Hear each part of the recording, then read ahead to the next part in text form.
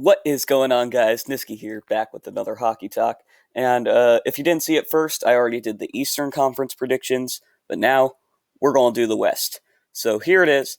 As I mentioned before, NHL.com already released their predictions, but we all know that there's only one prediction that really matters, and that is mine, the NiskyCap. Let's start off with the round robin for the West.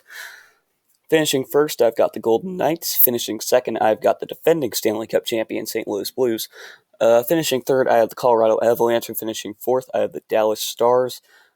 I think the Knights will feel like they have something to prove because a lot of people are saying that they just came out of a weak division and that's why they had such a good record.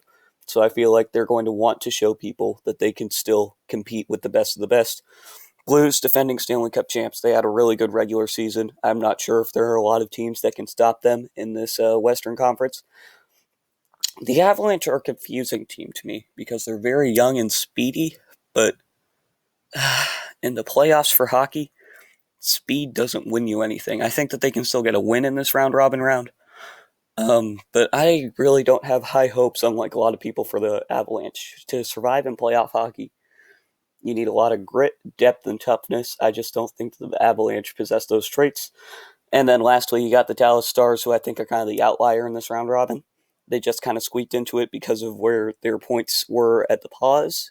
A lot of people thought it was going to be Edmonton. Speaking of Edmonton, there's our first matchup, the number 5 Oilers versus the number 12 Blackhawks.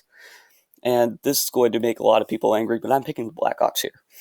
The Blackhawks, I don't know how to say it, I just really like their team.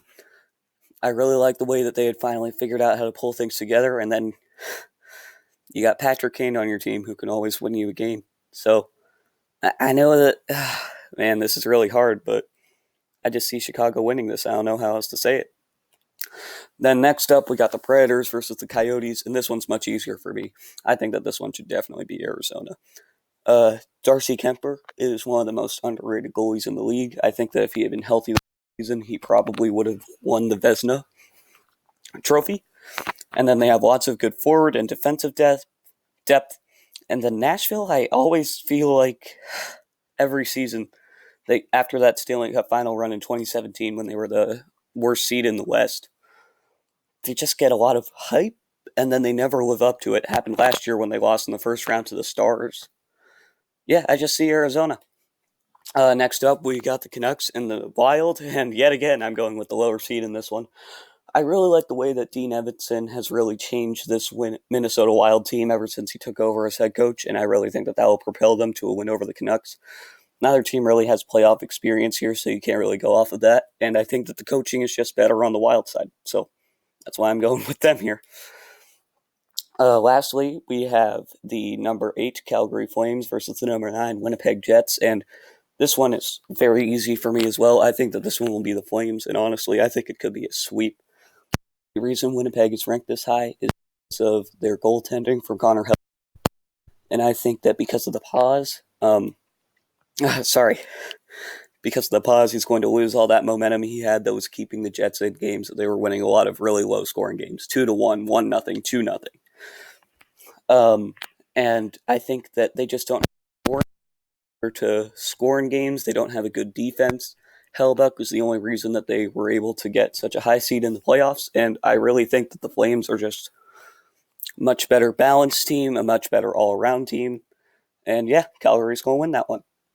And now we have an early cup final with a Conn Smythe winner. I think it'll be the Lightning and the Stars. I know the Lightning is an understandable one, but Dallas, I know that I kind of called them the outlier earlier, but I really like this team. I like the way that they're built. I like the veteran presence with all the experience on the team. And that's what you need to win in the playoffs. And because of that, oh boy, I'm sticking with my preseason pick that I had. I'm going with the Dallas Stars to win the Stanley Cup. And then why not, because I'm already going with kind of a dark horse pick to win it all, why not go with a dark horse pick to win the Conn Smythe? Go with Joe Pavelski. He got such a huge contract from the Stars this offseason. I think it's finally time for him to prove that he's worth it instead of having them buy it out this offseason. So I think that he's going to have a huge postseason, and he's going to win the Stars this Stanley Cup this year. Man, I can't believe I'm picking Dallas. All right, well, if you want to see the East picks, they'll be linked up in the top left-hand corner, and you can subscribe to my channel by clicking the top right. Thanks. Bye.